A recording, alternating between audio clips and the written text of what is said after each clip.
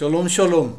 This video is about Parashat Vayechi. Vayechi means and va, and he lived, and that's in continuation of last week's Parashat that says, and he drew closer, he drew near, and he lived.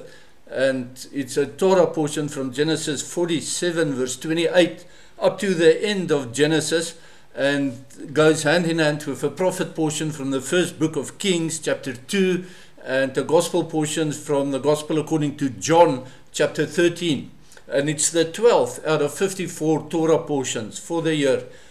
In summary, this very, very rich Torah portion is called and he lived, but it really is about death. And therefore the concept that our data continues after our bodily death, that our information isn't lost but it returns to the universe, that is not cutting edge science at all. It has been established from the very beginning, and we learn about that in the book of Genesis. So it's not a postmodern thing from modern computer scientists or modern researchers. It's ancient. Good day, my name is Barney de Klerk. I'm not a Bible teacher, I'm a student of God's Word, and I love sharing with you what I'm learning from this week's scripture portions.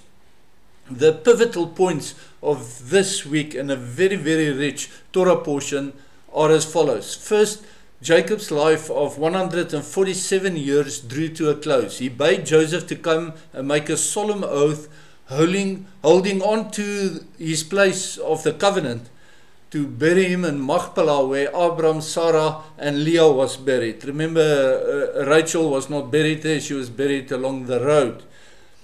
A little while later, Jacob called Joseph and his two sons to bless them. And even though Manasseh was the firstborn, Jacob gave the blessing to Ephraim before Manasseh. Jacob recounted the blessing that he received from El Shaddai at Luz, which he renamed Bethel, after his dream of the ladder. And the blessing basically contains two parts. Firstly, multiplication with regards to offspring. And secondly, the blessing that Jacob's descendants would return to the promised land. That's the land of Israel. In his blessing, Jacob invoked El Shaddai's blessing onto the sons of Joseph, Ephraim and Manasseh, to be known as the sons of Abraham, Isaac, and Jacob, whose name was changed to Israel. So they were Bnei Israel, and they would multiply within the promised land. Through history, the northern 10 tribes became known collectively as Ephraim and Israel respectively, in fulfillment of Jacob's blessing here on his deathbed. Jacob announced that Joseph would be considered the firstborn, and of course was the firstborn of his beloved Rachel, and that he will inherit the firstborn portion of Jacob's estate. This played itself out when each of Joseph's two sons, Ephraim and Manasseh, inherited an equal portion as if they were Jacob's sons. So a double portion went to Joseph in the name of his two sons. The physical inheritance and the blessing of the firstborn. After that, Jacob assembled all his sons to bless them. In birth order he blessed them. To do justice to these blessings, one should really compare it and contrast it with Moses' blessing of the 12 tribes of Israel in Deuteronomy 31. And I just combined it to make it a little easier to compare. Reuben, Jacob's firstborn from Leah, was demoted because of his insurrection, uncovering his father's nakedness in Bilhah. And I'm not going to explain that. In some other videos I've explained it. It's a rebellion. It's not about sex with Bilhah. It is in usurping his father's authority. And Reuben rebelled against his authority, and that's why he forfeited his right to be the firstborn.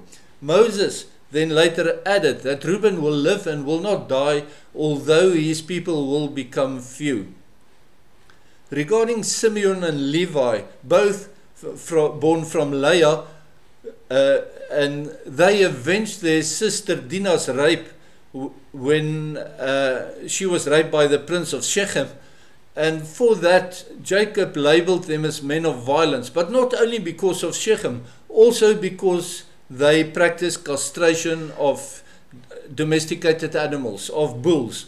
And in Israeli culture, no maiming of animals are tolerated and not practiced, not in biblical times, not in modern Israel.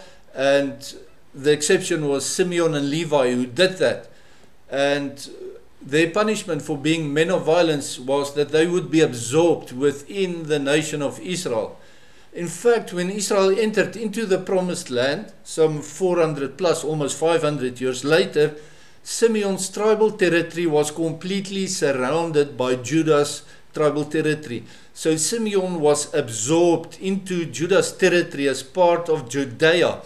And over time, the tribe of Simeon was absorbed and disappeared as a separate tribe into Judah. And on the other hand, Levi, they never got a territory of their own when they moved into the promised land. 500 years later, they only received cities, Levitical cities, within the territories of the other tribes. And over time, they were integrated and lost as well. Even though there are lots of modern day Jews with the surname of Levi or Cohen, which links to the tribe. So not completely absorbed, as is the case with Simeon maybe. Moses had no blessing for the tribe of Simeon, because at the time, even though there was territory allocated by the lot, Simeon was already being absorbed into the tribe of Judah. And regarding Levi, Moses said that because Levi was tested by Adonai at Massah and Meribah and was found to be faithful, therefore Levi could continue in their role as priests and teachers of the Torah. Then regarding Judah, Leah's fourth son, who became promoted to the position of firstborn of Leah, his status was enhanced like that because of his personal development and repentance over the Joseph incidents that we spoke about in the previous 2 weeks, in the previous 2 Torah portions. So Jacob appointed Joseph as his firstborn, because he was firstborn of Rachel, but effectively Judah was firstborn of Leah, and that even though he is not considered therefore the firstborn of Jacob, and that's important, because according to the Torah, the first from the womb belongs to Adonai. And this is one of the hidden things that teach us that the Torah perspective of women is that women have higher spiritual value than men. And I do not say that lightly. People who say differently regarding the Torah, they don't read the Bible. So first from the womb belongs to Adonai. The Torah was, of course, received later, some 500 years later, but it was in play from the very beginning. Long before Adonai gave the Torah to Moses, the Torah was valid because the Torah is eternal. The Torah existed before creation, and the Torah will continue long after creation have passed away. Judah, the blessing said, is a lion, and first the kings and ultimately the Messiah would be born from Judah's tribe. Within Judah's name, in fact, the prophecy is contained. His name Judah in Hebrew is spelled Yod-Heh-Vav Dalet Hey. Now you compare it to Adonai's holy name that we don't say when we say Adonai. It is Yod-Heh-Vav Hey, the holy name. So you can see that Judah's name's got a Dalet in the middle of Yod-Heh-Vav Hey. And the Dalet, the letter Dalet, represents a door. Judah is the door to the Messiah, who is the only way, the door to Adonai on his part again. Moses added to Judah's blessing that Adonai Tsevaot will fight to protect Judah. And we are witnesses of this fact in the modern state of Israel, and especially in the war of the last 2 years and the short 12-day war against Iran. We saw that very clearly, that Adonai will fight to protect Judah. And the modern state of Israel, where the Jews, who are the descendants of Judah, reside, they benefit from Adonai Tsevaot. Tsevaot means the Lord, the captain, the commander of the heavenly armies. He is the protector of Judah, and he does not sleep and slumber. Zebulon, the fifth son of Leah, was blessed to be a trader through his harbor in Haifa in modern Israel. It was awarded to him by lots, as I said, more than 400 years, almost 500 years later.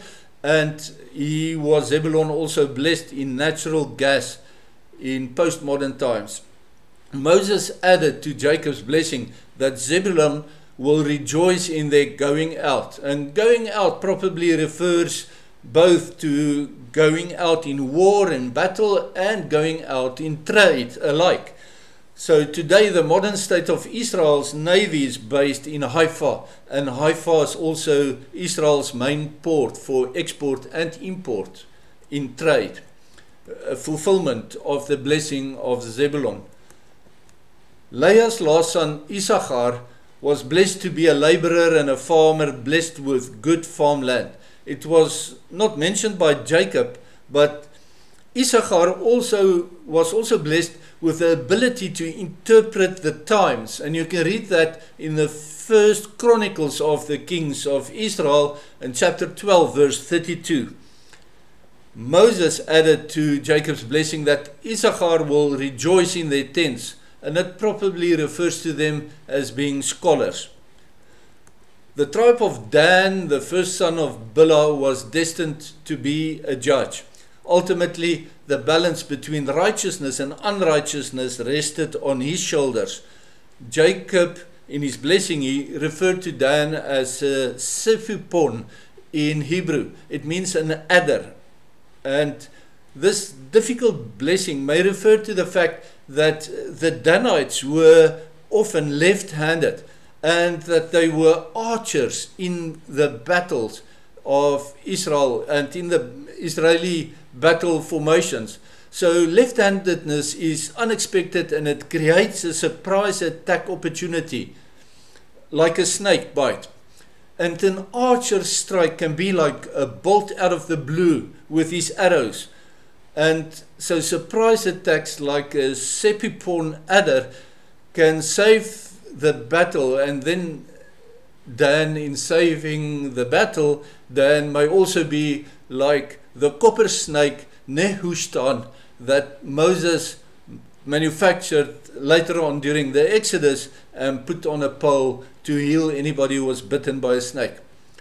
I think that this blessing also implies that Dan had an evil inclination, like the snake in Gan Eden specifically. And in the blessing, that Jacob's words is, "For your salvation I wait, Adonai, to strike at the heel of the rider, to trip him up in an unjust court." Now, of course, unjust court, the court refers to Dan's role as a judge.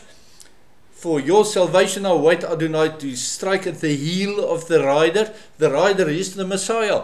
And we read that he rode on a donkey into Jerusalem, where he was tripped up in an unjust court, and which handed him over to the Romans for crucifixion. And I interwove here what I think is the fulfillment of this part of Jacob's blessing over Dan. And I did so because Jacob's blessing of Dan also contains the first mention of the Messiah's name in the Bible. And I read it already to you, but it's in Genesis 49 verse 18. It is written, "For your salvation I wait." And the Hebrew word for your salvation is Li Yeshua Techa. It is loaded with meaning. The prefix Li indicates direction, i.e. that Yeshua comes from Adonai. And the postfix Techa means from you, referring again to Adonai in this context. So if you look at it's a little bit like tautology then, with Yeshua, salvation, the name of the Messiah, Yeshua, in the middle, Li Yeshua Techa. The two possible Messiahs are therefore suggested in this one word. The two possible Messiahs is considered in Judaism partly because of this, I speculate. But alternatively, the two comings of one Messiah in two different roles is contained within this word, Li Yeshua Techa. And I believe that is the correct interpretation. Moses added to Jacob's blessing of Dan that Dan was a lion's cub. It also has messianic implications, although the Messiah's lioness comes from the tribe of Judah. Moses said Dan was a young lion leaping out of the Bashan and unexpected and suddenly attack the enemies in defense because they're not venturing out. And such aggressive defense and with speed and lightning and surprise as a factor, it's consistent of being attacked by a lion or be bitten by a snake. The Bashan was cattle country in those days. It's on the northeastern banks of the Jordan River, and today it is known as the Golan Heights. The mountain heights give one a strategic advantage in battle because you have oversight over the enemy's formation and their movements, but also from the relative speed of moving downhill versus the slow speed and struggle of battling uphill. So again, you see the prophecy of a lion-like attack and of attack like a sepupon adder in the territory that was allocated to Dan and of course the Messiah, as I explained. Then Gad, the son of Zilpah, Jacob said he will be attacked by Israel's enemies, but he will devise shrewd counterattacks and offensive defense. Moses added that Gad will be a headhunter, striking the heads and the arms of enemies to destroy their battle plans and their armaments of resources. So Gad's counterattack will be fierce like a lion's, and whoever enlarged Gad, Moses said, it means to bless the tribe of Gad, they will be blessed. And this is a personalized case within the greater blessing of the same extent that whoever blesses Israel or Abraham, Jacob and Israel will be blessed, and whoever cursed them will be cursed as well. But in Gad there's a personification of that blessing. Regarding Asher, Zilpah's second son, Jacob said he will be rich in oil as olive farmers and through natural gas, because that's also oil, I guess, when you extract it. Moses echoed the same regarding Asher. He said that Asher will be the favorite tribe and that he will dip his foot in oil. And over time, Asher's strength will increase. And we see that in the gas fields that belong or that was discovered in the tribal territory of Asher. And Naphtali of Bilhah was like a female deer in the mountains, Jacob said, and blessed with oratory skills. Moses added regarding Naphtali that their territory will be to the south, and I'm not sure if that refers to the Negev, because that's part of Judah's, the tribe of Judah's territory, so probably the Sinai Peninsula. And Moses said that Naphtali will possess the sea, and I understand that to mean that Naphtali will wipe Hamas and the Palestinian Authority away, and they will tame Gaza. And this, of course, must still happen. The radical left in Israeli politics have denied Naphtali to possess these territories thus far. So Naphtali's blessings must still come to fruition, and I do believe that they will. Joseph Rachel's firstborn son will be fruitful. That's what Jacob said.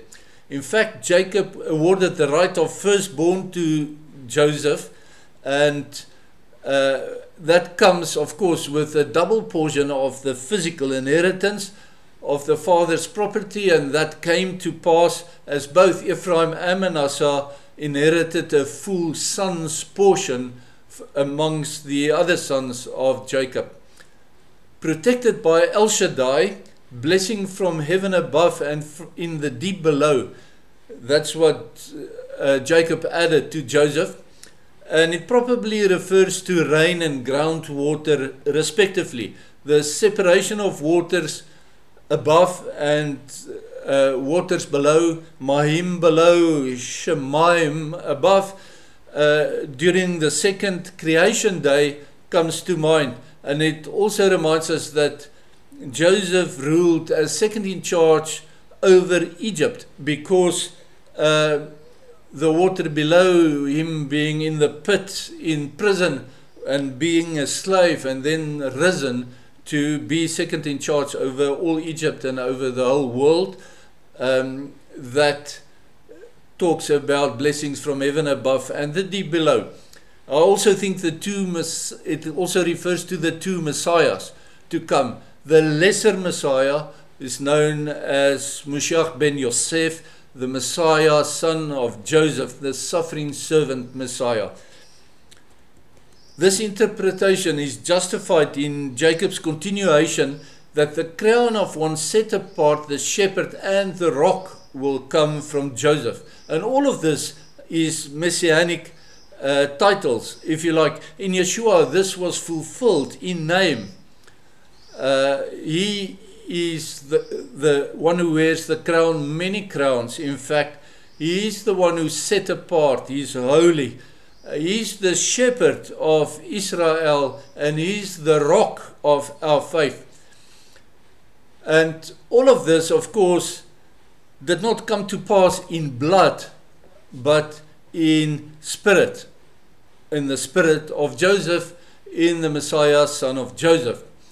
Yeshua's bloodline came from what's given to us in the Brit Hadashah, the New Testament, came from David and the tribe of Judah.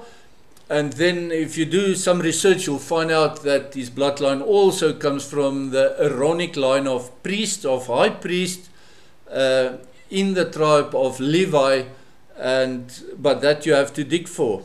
I'll talk about that on another time. It is very interesting. Jacob's blessing of breasts and womb over Joseph implies multiplication and fruitfulness.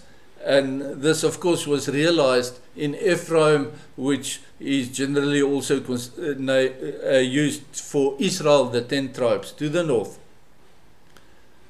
Moses repeated Jacob's blessings, but added that the 2 tribes of Joseph will be untamable, like the translation I read said like a wild ox, but the Hebrew text says like a re'em.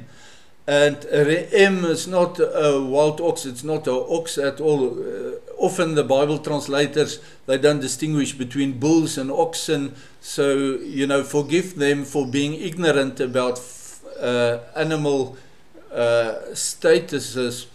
But a re'em is an aurochs. It is an extinct, untamable bovine species. And I think in spirit, not unlike the African buffalo, in my understanding, but it looked very different to a buffalo, though it looked much more like the normal bovine species, except that it was considerably larger. Historic accounts say that it was 1.8 or 2 meters tall on the shoulder, and that it had a nasty temperament and could not be tamed. It wasn't a unicorn at all, as several of the Christian Bible commentators mistakenly speculate. The aurochs was a real animal, the re'em, and the last known one died in Poland in the year 1627. And there are no photographs, of course, in those days, but there are drawings of it, and the size and the fierceness of it is well documented in Europe during the Renaissance years. Let's go to the tribe of Benjamin's blessing. He was Rachel's other son, and Jacob said he was like a ravenous wolf. Moses added that Benjamin was the beloved of Adonai. And this, of course, is playing on the meaning of Benjamin's name, which means the son of my right hand. Moses then added that Benjamin rests beside Adonai, who shields him, in a reference to how Jacob protected young Benjamin after he lost Joseph. And remember, Benjamin didn't go out, he stayed close to father Jacob, and he didn't want him to go to Egypt as well. So Benjamin's tribal territory that allocated by the lot under Moses was small. It was like an inland that was almost completely surrounded by the territory of Judah. And in this we see Judah's role and changing of a role we saw in the previous two Torah portions, where Judah stood as guarantor for Benjamin. And in the tribal territories, that's exactly what happened some 400 or almost 500 years later. So as Judah's role as guarantor for Benjamin's life to Jacob, that played out in the tribal territories. So before these blessings, Jacob said that the blessings describe the tribes in the last days. It's an end-time prophecy. The Hebrew expression that Jacob used, Acharit HaYamim, it means the days of the end. It is the first mention in the Bible of the last days. So in our understanding and interpretation of prophecies about the end times, all that should be colored by these blessings of Jacob over his sons and these blessings of Moses over the tribes. So when you read Ezekiel, Daniel, Zechariah, or any one of the other prophets and the book of Revelation, keep Jacob's blessings of the tribe and Moses' blessings of the tribe in the back of your minds. That gives you important insight in the end-time prophecies. And then Jacob died. He was mummified, in his funeral procession en route to Machpelah stopped to mourn at the threshing floor of the bramble bush on the east bank of the Jordan River, and the local inheritance there noted and recorded that. And after his death and funeral, the 10 brothers feared that Joseph will seek revenge for what they did before when they sold him into slavery, now that father Jacob was out of the way. But their fear was unfounded and even moved Joseph to tears. Joseph did not put himself in the place of Adonai to take revenge. People who seek revenge, they rebel against Adonai, who says, don't take revenge, he will revenge.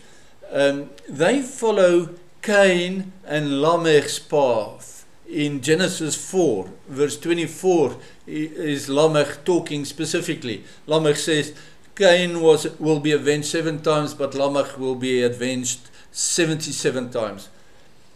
And that's not the way, that's not God's way, that certainly is not Yeshua's way, who teach us that we have to even love our enemies. That's what sets us apart.